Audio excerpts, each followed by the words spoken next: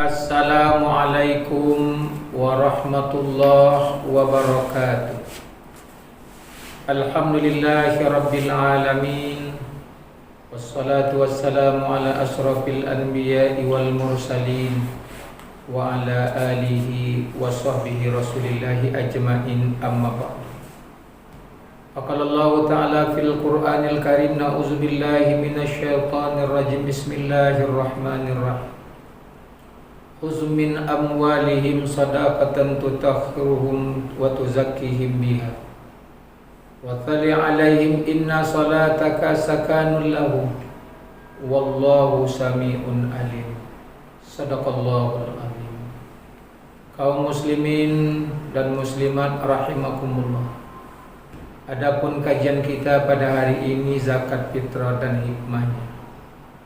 Kaum muslimin, para pendengar yang berbahagia, sebelum kita menyelesaikan ibadah puasa kita, maka ada satu perintah Allah Subhanahu wa ta'ala yang wajib kita lakukan, yakni melaksanakan zakat fitrah.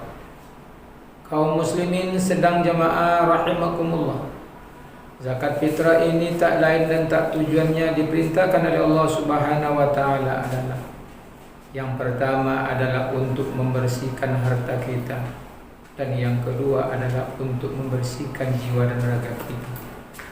Sedangkan yang ketiga, zakat fitrah itu adalah suatu kewajiban kita bagi orang-orang Islam.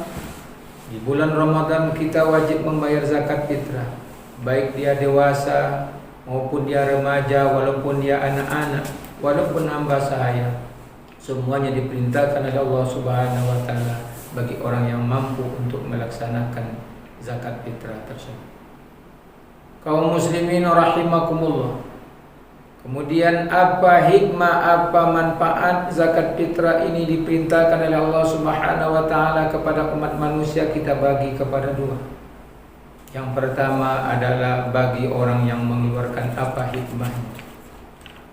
Yang pertama, kata Rasulullah sallallahu alaihi wasallam, hikmah yang pertama bagi orang yang mengeluarkan adalah untuk menyempurnakan keimanan bagi orang-orang yang mampu melaksanakan zakat fitrah. Yang kedua adalah membersihkan diri dan sifat kikir yang ada pada diri mereka. Sedangkan yang ketiga, kata Nabi Muhammad sallallahu alaihi wasallam, bahwa di balik harta yang kita miliki itu ada hak orang lain. Sedangkan yang kelima, kata Nabi Muhammad sallallahu alaihi wasallam, hikmah di balik diperintahkan ibadah zakat fitrah bagi orang yang mengeluarkan adalah untuk mencegah jurang pemisah antara si kaya dengan si miskin. Sedangkan yang keenam adalah hikmah bagi yang keenam bagi orang yang mengeluarkan zakat fitrah bagi orang yang mampu adalah sebagai tanda syukur nikmat yang diberikan oleh Allah Subhanahu wa ta'ala. Hadirin kaum muslimin sedang jamaah yang berbahagia. Adapun hikmah bagi orang yang menerima zakat fitrah yang diperintahkan oleh Allah Subhanahu wa ta'ala, yang pertama adalah untuk meringankan beban ekonomi bagi orang-orang yang fakir miskin dan orang-orang yang berhak menerima zakat tersebut. Sedangkan yang kedua adalah untuk menjalin persaudaraan antara si kaya dengan si miskin, antara yang mampu dengan tidak mampu.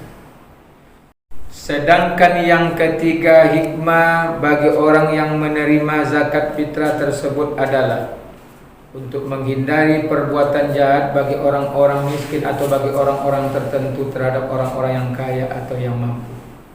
Sedangkan yang keempat adalah hikmah bagi orang yang menerima adalah untuk meningkatkan ketakwaan mereka kepada Allah Subhanahu wa ta'ala.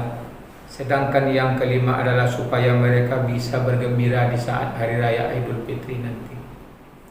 Kaum muslimin, para pendengar yang berbahagia, makanya saya mengajak dan mengimbau kepada kita semua, sebelum kita selesai melaksanakan ibadah puasa, maka bayarlah zakat fitrah terlebih dahulu, agar ibadah puasa kita diterima oleh Allah Subhanahu wa ta'ala, agar ibadah puasa yang kita laksanakan diangkat di sisi Allah Subhanahu wa ta'ala.